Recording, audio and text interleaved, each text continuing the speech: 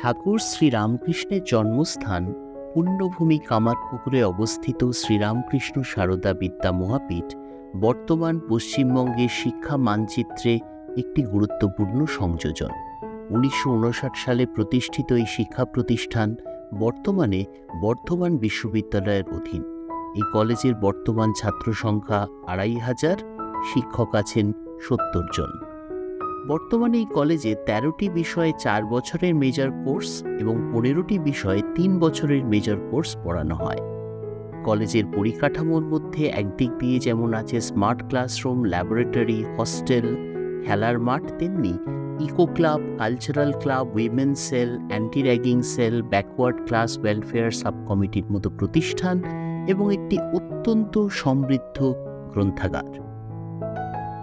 এই কলেজে কৃতী ছাত্রছাত্রীদের পুরস্কার দানের মধ্যে দিয়ে উৎসাহিত করা হয় যেমন একদিকে, তেমনি অন্যদিকে বিভিন্ন ক্রীড়া এবং সাংস্কৃতিক কার্যক্রমে এই কলেজ হুগলি জেলার মধ্যে অনন্য। এই কলেজের এনসিসি এবং এনএসএস ইউনিটগুলি সর্বদাই নিজেদের নানা সামাজিক কার্যক্রমে নিয়োজিত রাখে।